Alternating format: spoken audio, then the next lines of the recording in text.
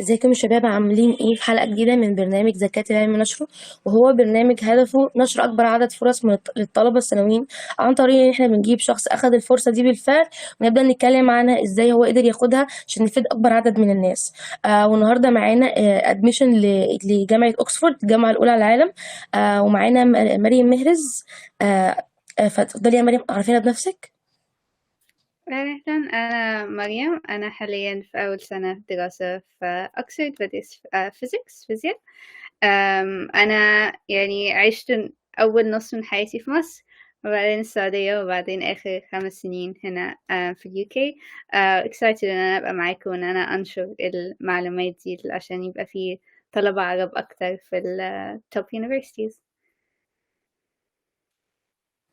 تمام، ممكن تقدري تعرفينا اكتر بدراستك هناك، وازاي قدرتي ان انتي تروحي، وقدرتي ان انتي تختاري الميجر بتاعك وتختاري الجامعة نفسها، وايه اصلا اللي خلاكي تختاري الدراسة في اليوكي؟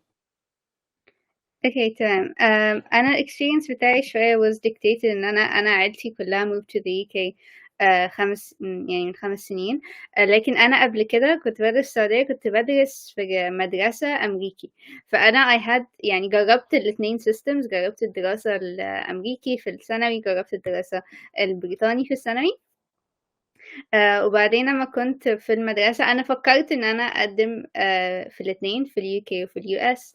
أنا خدت ال SAT برضو، يعني الحمد لله جبت فيه 1.590، ف I did very well الحمد لله. لكن أنا قررت إن أنا أقدم في اليو كي، جزء منها إن هي كانت يعني أقرب عشان أنا كنت already في الدولة. حاجة كمان بالنسبة لي إن هو اليو كي أنت بتتخصص على طول. ودي لو انت حاجة، لو انت حابب مادة معينة في راسك، ممكن انها تبقى حاجة ألطف بكتير عن ال US system اللي هو فيه core curriculum، يعني بتاخد حاجات subjects تانية غير ال subjects اللي انت مركز فيها. فأنا ما جيت ال UK رحت مدرسة، خدت GCSEs، وبعدين الحمد لله جات لي قدمت على منحة في sixth form اللي هو بيبقى ثانوي، آخر سنتين في الثانوي هما تانية وتالتة ثانوي. وجات لي منحة في sixth form يعني قوي جدا الحمد لله. وكان ده يعني ساعدني قوي إن أنا أبقى exposed لمسابقات وcompetitions وحاجات كتيرة زي دي. يعني مثلا دخلت الأولمبيادات ويعني وبروجكت الحاجات دي، فدي يعني ساعدتني جدا ان انا ابقى exposed للمواد كتيرة. بعدين انا ما جيت اختار، انا كنت ناوية على الفيزيكس الاول. انا ماما وبابا دكاترة، وخالتي دكتورة، وولاد عمي دكاترة، وكل العيلة دكاترة. فأنا كنت ناوية في الأول إن أنا أدخل ميديسن. وأنا لما خدت ال A levels بتوعي خدت math و further math وفيزيكس وكيمستري وبيولوجي. فأنا خدت كل الساينسز basically عشان لو فكرت إن أنا أدخل ميديسن. لكن أنا حبيت أوي الفيزيكس، كان المدرس الفيزيكس بتاعي إنسان عظيم جدا. كان بيشرح حلو أوي، وحبيت المادة أوي. لأن أنا كنت بحب الماث، بس أنا كنت بحب الماث اللي هو له بوينت، له هدف في الآخر، مش اللي هو بقعد أحل الإيكويشنز خلاص. أنا بحل الإيكويشنز، والإيكويشن دي معناها إن الأتموسفير فيه كذا. فده اللي حببني أوي في الفيزيكس وفي السيستم فيزيكس. التقديم كان في الأول يعني كان process صعبة شوية، لأن أنا يعني ما فيش حد، يعني إحنا كنا عايشين في الUK، بس أنا ما فيش أي حد من عيلتي أو كده قدموا في الUK. والUK خصوصًا أوكسفورد وكامبريدج الsystem بتاعهم مختلف شوية. walk through الprocess يعني عامةً. بيبقى أول خطوة فيها system اسمه UCAS، بتكتب عليه personal statement زي الessays اللي بتتكتب للUS. لكن هي بتبقى essay واحدة بس، بتتبعت لكل الجامعات. أنت بتختار 5 جامعات بس تقدم عليها، وما ينفعش تقدم أكسفورد وكامبريدج الاتنين. لكن غير كده يعني بتختار ال5 اللي انت عايزهم، إلا لو هتقدم طب بتختار 4 بس. ف فبتكتب personal statement. أنا personal statement بقى كتبت عن experiences الكتير اللي أنا كنت عملتها وأنا في الثانوي، المسابقات بس حتى لو أنت ما قريت يعني ما عملتش مسابقات أو كده، ممكن تكتب عن الكتب أنت قريتها في السبجكت، إيه الحاجات اللي أنت interested فيها في السبجكت. فدي الفكرة منها personal statement، إن هم عايزين يشوفوا أنت ليه عايز تدرس السبجكت دي، ليه بتحبها، عملت إيه عشان to يعني satisfy your intellectual curiosity about the subject دي. بعدها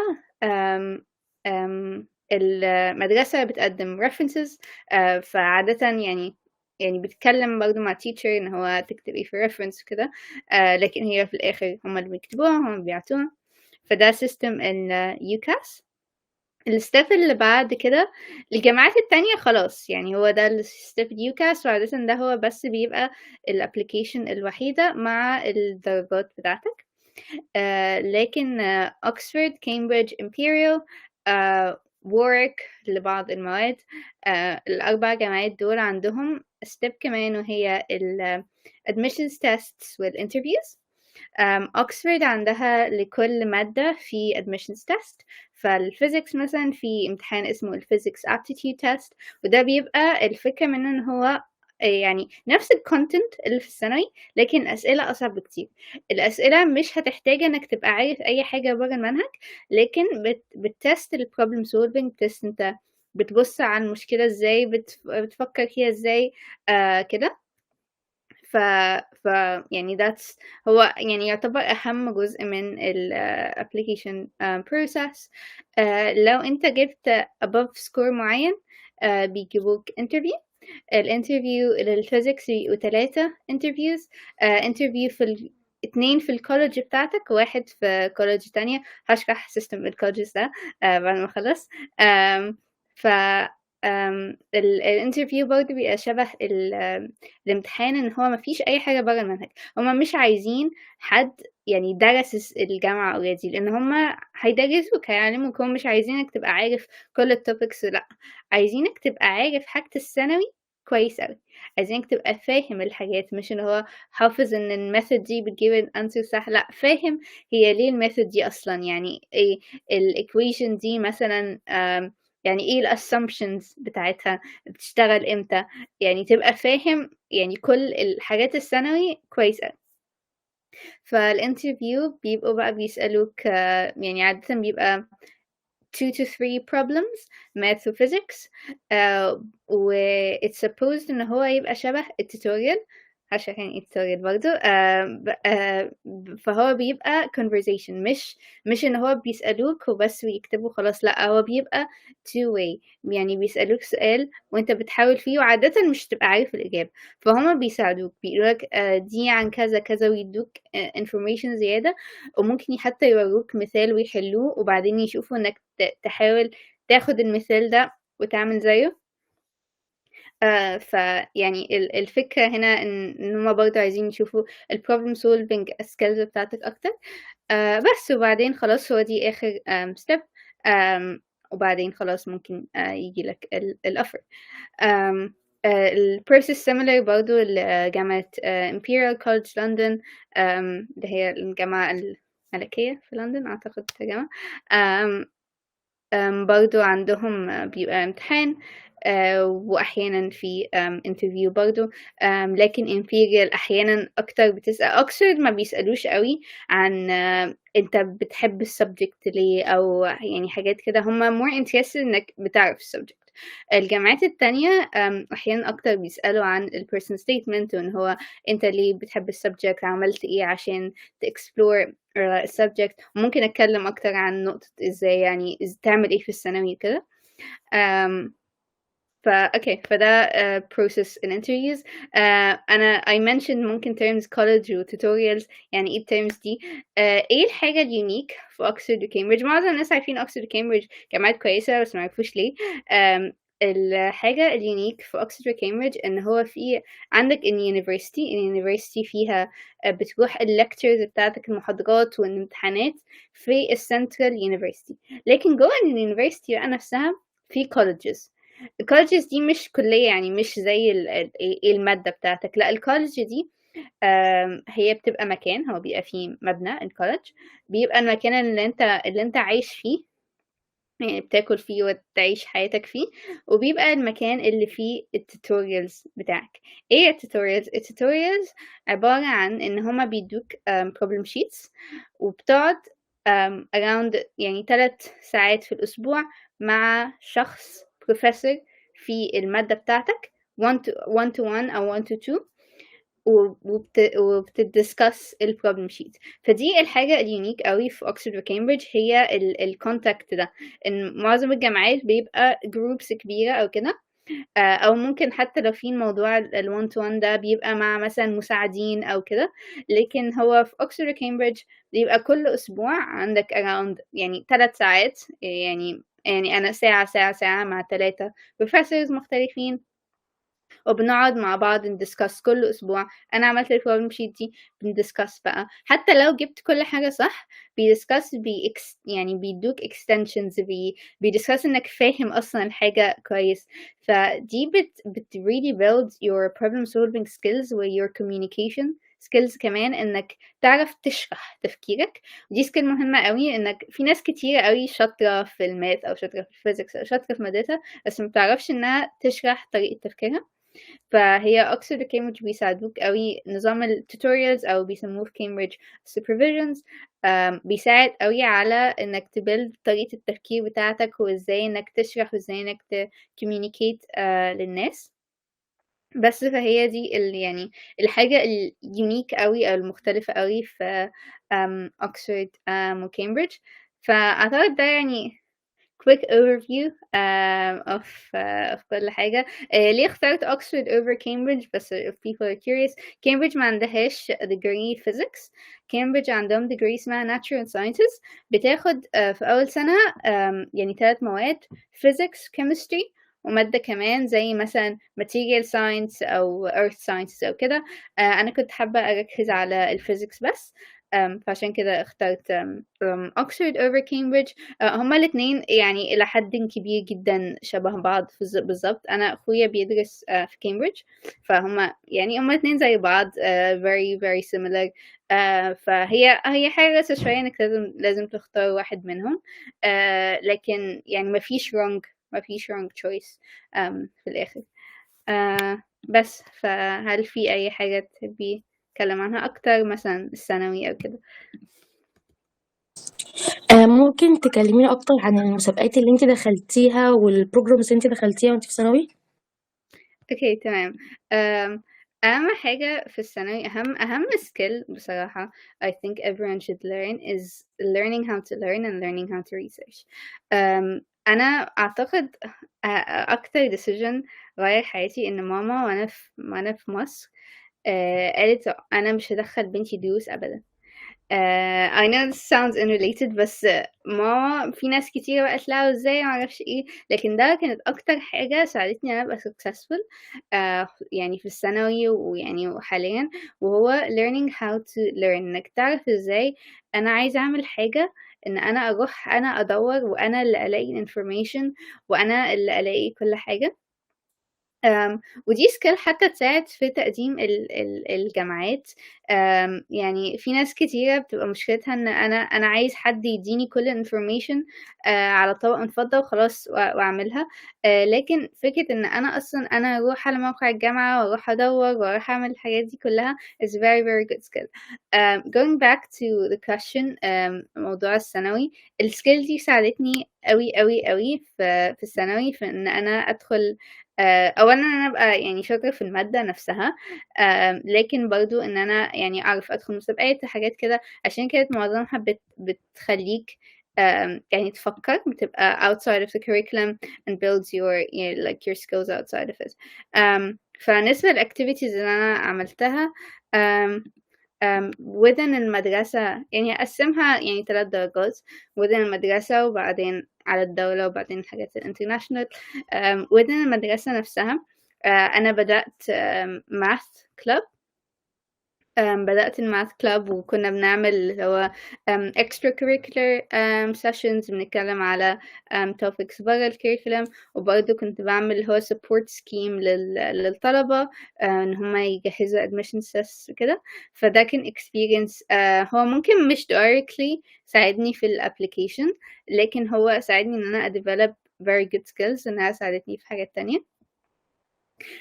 دخلت بقى يعني أنا كنت باقول لكل حاجة any opportunity تيجي لي يعني في طريقي كنت بادخلها.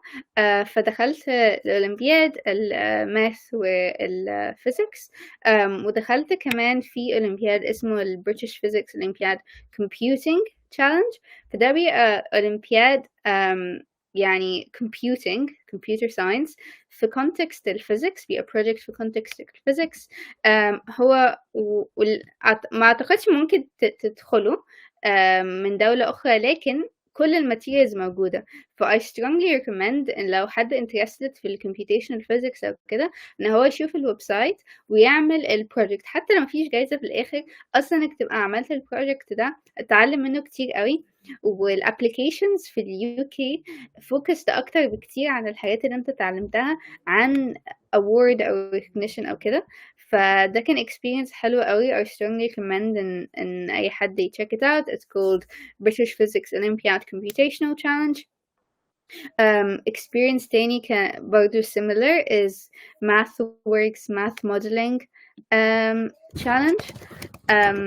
برضو للأسف هي مش مفتوحة برا ال UK و US، لكن كل الماتيريالز موجودة. والجامعات تبقى عايزة حد proactive، يعني أنا مش لازم إن يبقى فيه في الآخر جايزة أو حاجة. they want people who like learning, who like their subject. ف MathWorks Math Modeling Challenge عن إنك تاخد problem في ال real world. كان مثلا السنة اللي أنا عملتها كان بيقول عن ال e-bikes اللي هي electronic bikes و modeling the growth of that sector using math، يعني math و computing. ف it's very very useful. Other experiences that I did was the space settlement design competition، ودي أنا عملتها في مصر وفي ال UK. أنا مثلت مصر فيها في 2022. برضه experience لطيف جدا لو أنت ليك في السبيس والهندسة، أو حتى ملكش في السبيس والهندسة، حتى لو أنت شخص humanities أكتر. هي فيها aspects كتير قوي، لأنك عشان تعمل space settlement محتاج ناس ينظموا البشر، محتاج ناس ينظموا أكلهم، زي ما أنت محتاج ناس إن هما يديزاين الحاجة نفسها. فده كان برضو experience لطيف. في برضه عملت research program by the Cambridge Center of International Research. ده مفتوح للكل، أعتقد application مفتوحة حاليا. وأنا كنت واخدة فيه scholarship. فعملت فيه research project عن philosophy of physics، أو يعني فلسفة الفيزياء. فممكن برضه يعني ممكن experiences دي هل هي ساعدتني directly إن أنا أقدم؟ لأ مش أوي. لكن هي كانت a very good like growth ليا، وإن أنا أبقى فاهمة السبجكت أكتر وأحبها أكتر. وبرضه يعني بتساعدني دلوقتي وأنا بقدم للحاجات للinternships وكده. الحاجات experiences دي بتبقى مفيدة أوي يعني for your skill development. أكتر حاجة ساعدتني في الapplications directly ودي specific يعني الphysics والmath والchemistry، هو موقع اسمه Isaac Physics. موقع Isaac Physics ده عليه أسئلة بكل الليفلز عن الفيزيكس والماث والكيمستري، وعندهم حاجة very useful وهي اسمها ال challenge questions. دي بتبقى questions بتبقى يعني على المنهج لكن أصعب شوية، وفكرتها برضو إنها تساعد ال problem solving. فأنا كنت بعمل Isaac Physics كل يوم تقريبا، كان جزء من الروتين اليومي بتاعي، إن أنا كل ما أخد topic في المدرسة أو كده إن أنا أدخل على Isaac Physics وأعمل عليها questions. لو أنت حد يعني interested في الفيزيكس أو الماث أو الarea دي strongly recommend، يعني أحسن موقع في الحياة بجد. So that was incredibly useful. ف ولو أنت يعني لو أنت very active فيه بتاخد برضه جايزة. فأنا I had a diamond in the senior physics challenge. فده اللي هو الناس اللي في تانية ثانوي بيختاروا أعلى 50 شخص بيستعملوا الويب سايت وبيعملوا أسئلة كتير على الchallenge level. honestly يعني لو أي حد هنا interested physics, math, etc. هو that website is generally the most useful thing. في حاجات تانية عملتها ممكن مش applicable as much يعني to an Arab audience، مش موجودة أوي هناك. لكن generally يعني أهم حاجة إنك يعني تعملها في الثانوي is to be intellectually curious. حاجة مثلا يعني ما تيجي تكتب ال personal statement، هما مش عايزين أنا قرأت الكتاب ده full stop، لأ عايزين أنا قرأت الكتاب ده فلقيت الحاجة دي interesting فرحت قريت الحاجة دي، أو اتكلمت مع الشخص ده، أو عملت الwork experience ده، أو دخلت المسابقة دي. عايزينك بتاخد action، عايزينك تشوف إنك intellectually curious، مش إن هو بس أنا شفت الحاجة مرة interesting خلاص مع السلامة. لأ أنا باشوفها وباخدها وباقعد أدوّر أكتر. يعني أنا كان جزء كبير من personal statement باتكلم على article interesting. يعني مع إن أنا كنت عاملة مسابقات كتيرة وكده، لإن هي دي كانت حاجة interesting أوي بالنسبة لي. كنت عايزة إن أنا أتكلم إن أنا إزاي حابة يعني الfield الspecific ده في الphysics، وإزاي أنا I explored it، وإزاي إن أنا عايزة أتعلم عنه أكتر. افتكرت حاجة كمان، لو anyone is interested في quantum physics، Oxford عندها حاجة اسمها the Oxford Quantum Club. الماتيريالز بتاعته كلها publicly available. really really really really good. هو بيساعدك انك establish الماث بتاع quantum physics. في كمان program اسمه COMPAS أو Comprehensive Oxford Mathematics and Physics Online School. هو قفل السنة دي، لكن هو بيفتح كل سنة، وده لسنين من تالتة إعدادي لحد تالتة ثانوي. مفتوح internationally برضو، وده بيبقى كل أسبوع عبارة عن يعني دروس basically دروس في الفيزيكس وفي الماث، وفكرتها إنها تقوي برضو فكرة ال problem solving skills، وإنك يبقى عندك very very strong foundation. I recommend checking it out برضو لو حد interested في الفيزيكس أو في الماث. لكن my general يعني tip إنك تبقى intellectually curious و say yes. like say yes. جالك حاجة شكلها interesting say yes. يعني مش بس say no برضه. يعني say yes and no intentionally. يعني لما يجيلك opportunity ما تعملهاش عشان it will look good in your CV. Please do not do that. لو it's not something you enjoy, it's not something you're gonna get something out of, but at the same time say yes. يعني like لو انت في حاجة في دماغك نفسك تعملها دور عليها. يعني دور عليها, go research, go talk to people who've done it before, and say yes to the opportunities that come your way and that sound interesting. لأن حتى لو هي اوكي مش relevant قوي للحاجة اللي أنا عايزها، مش لازم كل حاجة تبقى ال end goal اللي على طول ده. هي لو help you grow as a person وتساعدك إنك يعني to develop your skills وكده، ممكن إنها تبقى helpful للجول اللي بعده أو اللي بعده، حتى لو هي مش directly helpful دلوقتي. I think those are my top tips. طيب ممكن تحكي لنا يعني خطواتك أصلا للتقديم واختيارك للجامعة كانت عاملة ازاي؟ Okay. ماشي. أنا as I mentioned I did يعني أنا كنت درست نظام أمريكي، درست نظام بريطاني. excuse me. وأنا كنت بفكر أقدم في أمريكا، لكن أنا بالنسبة لي حبيت النظام البريطاني أكتر، عشان حبيت فكرة إن هو as I mentioned إنك بتركز على السبجكت بتاعتك، وكمان يعني بالنسبة لي كان نظام التقديم إن هو more focused على السبجكت بتاعتك. ده كان بالنسبة لي حاجة نايس. فده ده اللي خلاني اختار يعني ال UK فوق ال US. ايه اللي خلاني اختار ال universities specifically Oxford is because it's Oxford يعني معروف يعني هي طبعا يعني جامعة extremely well known. as I mentioned اخترتها over Cambridge عشان Cambridge ما عندهمش physics. They have physical natural sciences. ف I strongly recommend لو يعني حد بيفكر يقدم في UK كل الجامعات بيبقى عندهم على الموقع بتاعهم لو دخلت تحت كورس معين description الكورس ده فيه اقرا have a read شوف ايه الحاجات هل اصلا ده يعني الكريكولم ده interesting ولا لأ. لان physics في جامعة مش necessarily زي physics في جامعة تانية. فانا ده اللي انا عملته ان انا قريت يعني بصيت على الكريكولمز بتاع كذا جامعة في الفيزيكس. ف اخترت Imperial College London for physics. ممكن Imperial مش معروفة قوي برا ال UK لكن هي معروفة جدا جوا ال UK.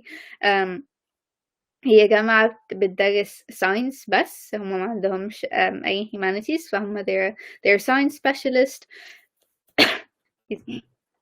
وهم similar to Oxford or Cambridge in terms of يعني level بتاعتهم الليفل بتاعتهم كويسة جدا.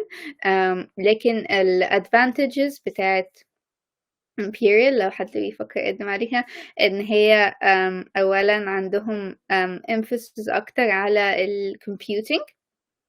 فمهما كان الكورس بتاعك تتعلم كودينج كويس جدا فدي لو حاجة انت interested فيها تبقى very useful.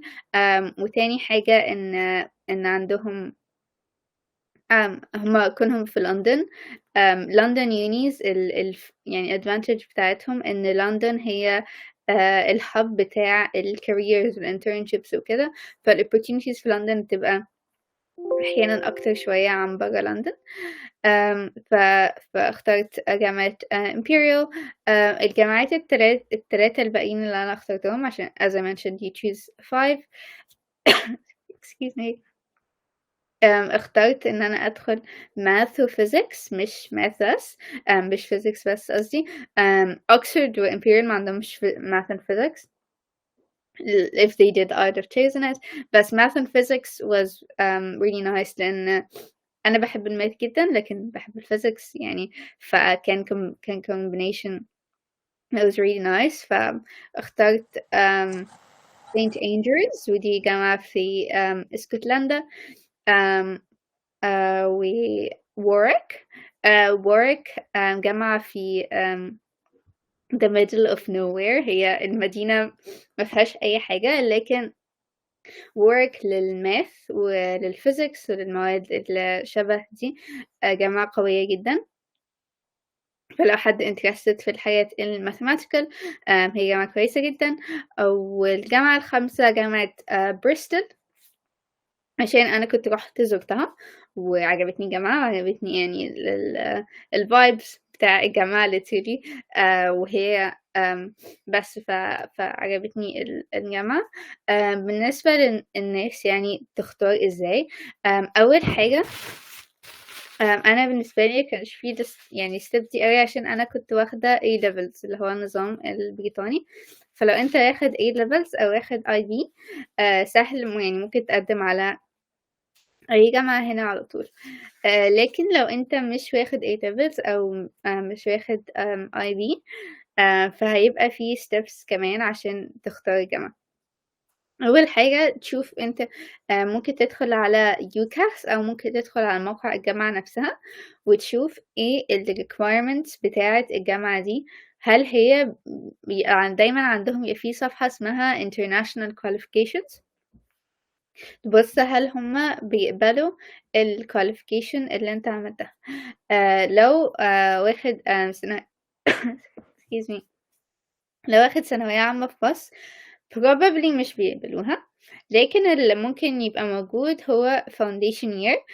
foundation year بيبقى سنة زيادة بتدرس فيها بتبقى streams بدل يعني ما بتبقاش subject واحدة، بيبقى streams زي مثلا stream science stream يعني humanities كده، يعني علمي علوم علمي رياضة كده. فبتبقى سنة زيادة، ولو انت نجحت في السنة دي ممكن انك تدخل عندهم الجامعة.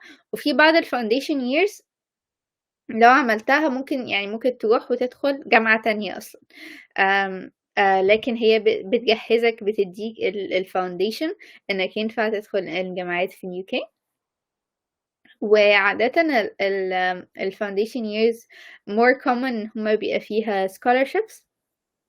لو انت had interested في scholarships عادة foundation years بيبقى موجود scholarship opportunities ليها. والfoundation year موجودة في جامعات كتيرة يعني جدا، يعني معظم الجامعات تقريبا عندهم foundation year، خصوصا الجامعات اللي في لندن. ف yeah لو انت دارس ثانوية عامة وحاسس ما اقدرش ادرس في اليو كي، لا ممكن انك تشوف هي الفاونديشن year. بعد ف that's the first step to choosing ان اشوف هل هي الجامعة دي اصلا ممكن انها تقبل ال qualifications بتاعتي ازاي، او هل هتبقى محتاجة step ال foundation year. ده هل لو خدت ال foundation year محتاج درجة قد ايه انك تفضل تكمل الديجري، هل انت guaranteed انك تكمل الديجري لو جبت الدرجة دي، ولا محتاج انك تقدم تاني. فاول خطوة اللي هي researching ال requirements دي. بعدها خلاص اوكي انا I shortlisted الجامعات اللي ممكن ادخلها. تبص بقى زي ما قلت على الكاريكولم نفسه، على السيتي. في cities ألطف من cities تانية، ودي حاجة يعني ممكن مهمة أكتر في ال UK عشان في campus unis وفي city unis. campus unis اللي هي بتبقى يعني في مدينة جامعية basically وكل حاجة في مكان واحد. لكن في جامعات كتير اللي هي اسمها city unis، بيبقى في مبنى هناك ومبنى هناك ومبنى هناك، هي في نص المدينة. فمهم ساعتها ان يبقى المدينة نفسها مدينة نايس، مدينة لطيفة انك يعني تعيش فيها. this is another important step. معظم الجامعات يبقى عندهم online virtual tours، انك بقى فيديوهات كده انك تبص على الجامعة وتشوف يعني الجامعة كلها، ويعني basically experience المدينة. الستيب اللي بعد ده خلاص اوكي I shortlisted، انا بصيت على الحاجات كلها. هيبقى انك تروح على system UCAS وتختار الحاجات اللي انت بتقدم عليها، وانك تتواصل مع مدرستك، لان المدرسة ليها دور في التقديم، انها بتقدم references وبتقدم كمان حاجة اسمها predicted grades، لان التقديم على الجامعة هنا بيبقى في اول تالتة ثانوي، فبيبقى لسه ما عندكش اصلا الدرجات بتاعتك. فالمدرسة بتتوقع درجاتك، بتقول انا اتوقع عشان هو عمل كذا كذا في تانية ثانوي اتوقع ان هو يجيب كذا كذا في تالتة ثانوي. فهما بيقدموا predicted grades. فعشان كده it's very important ان ال relationships بتاعتك مع المدرسين وكده تبقى كويسة. وبعدها بقى تبدأ تكتب ال personal statement. ال personal statement أما أنا عملتها كانت about 5000 character. هم حاليا بيغيروها. ال personal statement هتتغير، بدل ما هي essay واحدة هتبقى كذا essay صغيرة.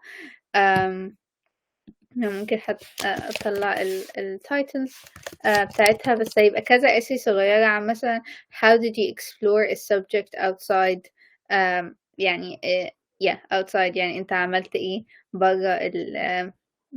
برا دراستك عشان انت explore السبجكت دي اكتر. why do you want to study this course or subject، وما تخليش اجابتك من وانا صغير كنت بحب السبجكت دي. مفيش حد من هو صغير كان عارف ان هو عايز يبقى بيدرس I don't know aerospace engineering. ممكن في ناس بس معظم الناس لأ. ف why do you want to study this subject؟ خليك very specific. اتكلم مثلا عن كتاب معين أو area معينة أو شخص معين. خليك حابب السبجكت أو incident معينة. أنا مثلا يعني بالنسبة لي جزء كبير من حبي للسبجكت هو كان مدرس الفيزياء بتاعي في تانية ثانوي. it's okay إنك تتكلم عن شخص مثلا أو كده. حاول إنك تبقى specific، إنك تبقى القصة بتاعتك unique ليك. تاني سؤال هو how have your qualifications and studies helped you to prepare for this course or subject؟ فدي بالنسبة عن educational achievement جوه المدرسة والمنهج بتاعك عملت ايه يساعدك انك تبريفير للسبجكت. فاتكلم طبعا لو انت تدرس مثلا علم علوم وعايز تقدم على الفيزياء ان هو انا درست الماث اللي هو necessary foundation، درست الفيزيكس etc. درست الحاجات دي اللي هي تساعدني اني ابقى عندي strong foundation. لكن برضه لو انت خدت مادة تانية ملهاش علاقة ممكن تتكلم عن ال transferable skills. لأن في ناس كتيرة هنا بتقدم مثلا عايزة تقدم فيزيكس مثلا ممكن تبقى أخذ فيزيكس وماث وميوزك مثلا أو فيزيكس وماث انجلش ليترشر. فممكن هنا انك تتكلم عن ال transferable skills من المواد التانية أو من يعني دراستك التانية. وبعدها أي حاجة educational achievement يعني مثلا طلعت الأول أي حاجة زي كده بتكلم عنها في المنطقة دي. وبعدين بقى اللي هو آخر question هي what else have you done to prepare outside of education and why are these experiences useful؟ ساعتها تتكلم بقى عن ال extracurriculars. وال extracurriculars as يعني I mentioned مش لازم إنها تبقى حاجة impressive، مش لازم إنها تبقى في جايزة، مش لازم إنها تبقى يعني work experience في شركة كبيرة، مش لازم أي حاجة من الحاجات دي. أهم حاجة إنها تبقى showing intellectual curiosity. ممكن إنها تبقى بأني form، ممكن إنها تبقى literally أنا قريت الكتاب ده وقريت الكتاب ده فقريت الكتاب ده فقريت الكتاب ده فيها that chain of thought. ممكن إنها تبقى حاجات زي ال work experience. في مواقع أونلاين، في موقع اسمه spring pod، موقع تاني اسمه فراش. دول virtual work experience. شركات بتحط عليها زي كده زي تدريبات اونلاين عن يعني experience السوفت وير انجينير بيعمل ايه في اليوم كده. فدي ممكن تبقى حاجة لطيفة انك تجرب السبجكت، تجرب الشغل that the subject leads to، وتتكلم عن الاكسبيرينس ده. ممكن كمان هو يبقى حاجة يعني اديتك transferable skills. يعني مثلا كتير من الناس اللي بيقدموا على medicine بيبقوا مثلا حتى اشتغلوا في سوبر ماركت مثلا. ليه؟ عشان ال people skills، عشان ال communication skills. فهي مش لازم يعني برضه مش لازم انها تبقى حاجة directly ليها علاقة، لكنها اديتك skills او يعني حاجة transferable that you can talk about.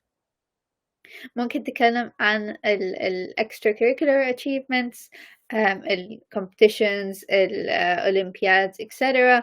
ممكن تتكلم برضو عن اللي هي الحاجات اللي في المدرسة لو هي was actually useful. The reason I say this إن احنا كان عندنا في المدرسة prefect و head student اللي هو زي مجلس الطلبة يعني. وفي طلبة كتير كانوا بيحبوا إن هو يعملوه عشان يبقى يعني الاسم ده على الCV، لكن هو الوظيفة أصلا مكانوش بيعملوا أي حاجة، هو كان اسمه بس كده. I strongly like advise and stay away من الحاجات زي كده. لو جيت تتكلم عنها يعني حتى لو مش في الابليكيشن جامعة، بعدين في applications الشغل كده internships أو كده، مش هتبقى لطيفة، مش هتبقى مفيدة. برضو أي حاجة أنت بتعملها عشان it sounds good أو it sounds like it will look good in your CV, don't do it. اعمل حاجات that are actually interesting and useful. بس وحاول ان هو تعمل اللينكس دي زي ما قلت. فانا مثلا ما اتكلمت عن يعني في البيرسونال ستيتمنت بتاعتي اتكلمت ان انا كنت عملت بروجكت هندسة، وفي البروجكت ده كان يعني جزء صغير منه قوي عن الكوروجن او الصدى.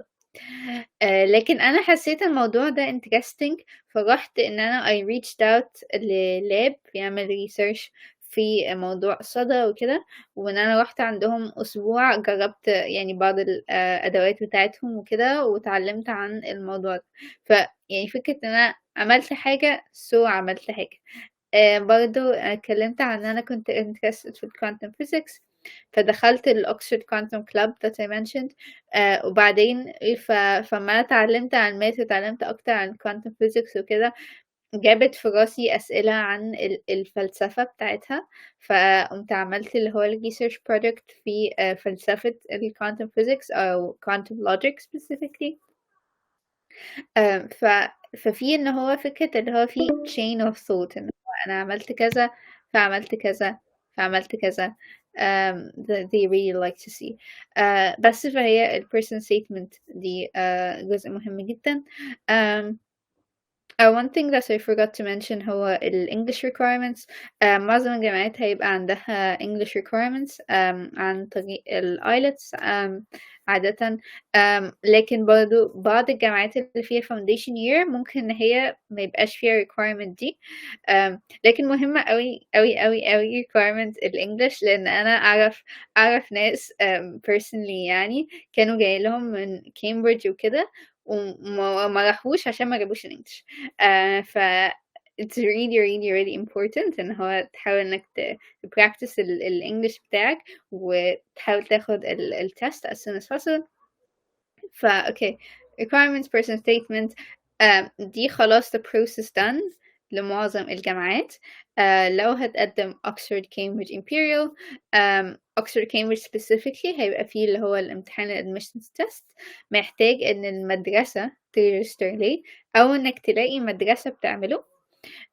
فحاول انك تعمل الموضوع ده من بدري، لان هو registration المدارس بيبقى around سبتمبر أعتقد، فيبقى في أول السنة خالص إن هو المدرسة المفروض تبقى registered. فحاول إنك تشوف هل في أي مدرسة الناس مثلا فيها بتقدم على أكسفورد كامبريدج، هل هم أصلا عندهم يعني نظام الامتحانات. لو مش موجود ممكن إنك تحاول إنك تكلم مدرستك إن هو تعمل الريجستريشن. هي مش صعبة، لكن هي محتاجة إنها المدرسة تعملها من بدري عشان يبقى السيستم موجود. وأول ما بتقدم ال person statement بتعمل بعدها يعني بشوية صغيرين قوي اللي هو ال admissions test. admissions tests كلهم تقريبا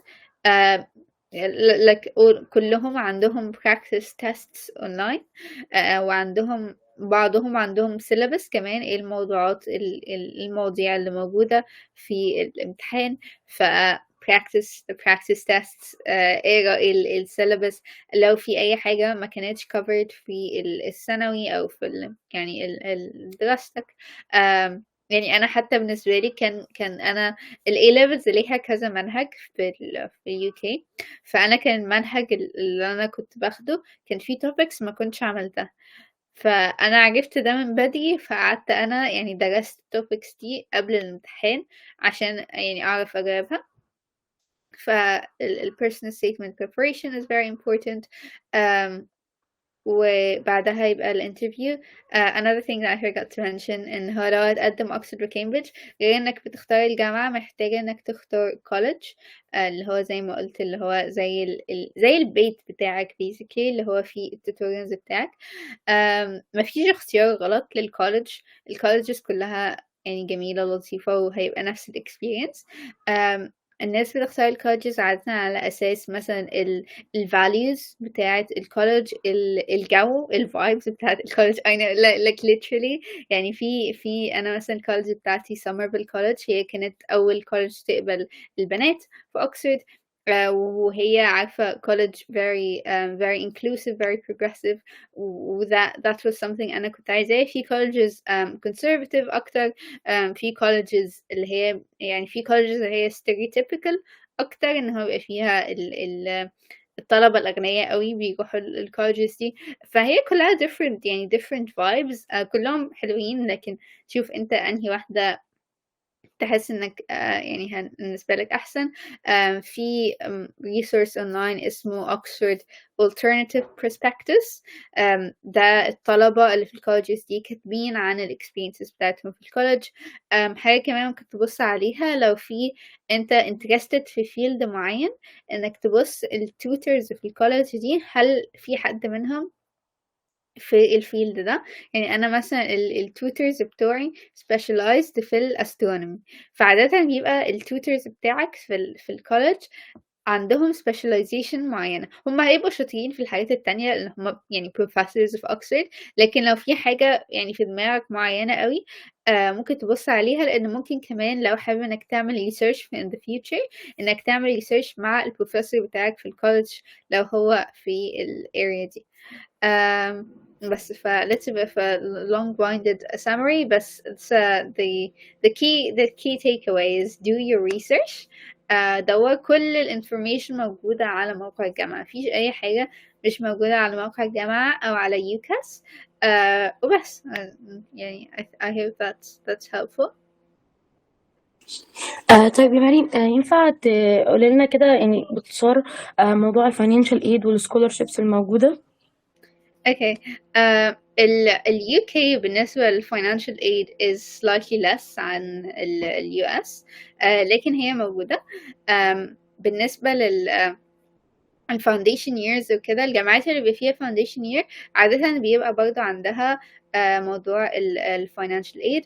الfinancial aid بتبقى عادةً more needs based عن merit based، يعني الفرق بينهم needs based اللي هو بيبقى عبارة عن المقدرة المالية يعني.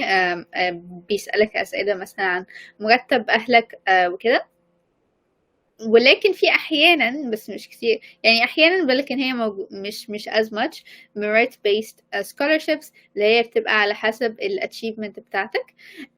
في جامعات يعني يعني حتى من الtop عندها الموضوع ده. Oxford عندها دي Oxford Reach Scholarship I wanna say، مش متأكدة أوي من الاسم، لكن دي لكذا دولة منها مصر، ودي needs based scholarship. سانت أندروز ودي أفضل جامعة في اسكتلندا عندهم scholarship كاملة للطلبة الانترناشنال. هي الاتنين merit based و need based، فبتكتب essay عن ال achievements بتاعتك. work برضه اللي هي من أفضل الجامعات بالنسبة للماث والفيزيكس، عندهم بيدوا كذا scholarship، يعني أعتقد بيختاروا يعني 10 أشخاص تقريبا full scholarship و40 تقريبا يعني partial scholarship. فالحاجات دي موجودة. الجامعات الأصغر يعني يعني مش as big as work etc. يبقى عندهم الموضوع ده أكتر، فيعني ممكن تبص على جامعات زي UWE بريستول، جامعات اللي هي مش كبيرة قوي زي الورك وجامعات لندن وكده، يبقى عادة عندهم موضوع الفاينانشال ايد ده أحسن كمان، لأن هم بيبقوا عايزين إن هم يجذبوا الطلبة الانترناشونال. تشوف فين الموضوع ده. اكتب اسم الجامعة funding أو international funding. هتلاقي كل الجامعات تقريبا عندهم الموضوع ده. في كمان اللي هو outside institutions، في institution جديدة اسمها Ellison Scholars. أنا لسه شفت الليست بتاعها، في حد منها مصري. دي scholarship لأكسفورد لكل الدول. هي لسه بادئة السنة دي. دي أعتقد إنها merit based، فعلى حسب achievement بتاعتك. بس يعني generally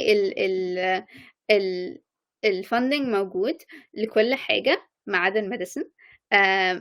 medicine scholarships pretty much I don't want to say don't exist but they don't يعني ممكن يبقى في واحدة في العالم للinternational students. لو عايز تقدم أي حاجة غير الميديسن الفunding موجودة، الscholarships موجودة، في كتير منها as I mentioned fully funded. في خصوصا في أكتر كمان في post graduate level. في بس ففي كتير تشوف فين، تشوف على UCAS نفسه يبقى فيه information عن الفunding، و as I mentioned موقع الجامعة نفسه عادة بيبقى فيه عن كل يعني دولة موجود ايه. جامعة برمنغهام مثلا I just did it now. I wrote scholarships international students Birmingham مثلا، لقيت ان عندهم كذا scholarship للundergraduates من الميدل ايست. بس scholarships موجودة if you know how to search for them.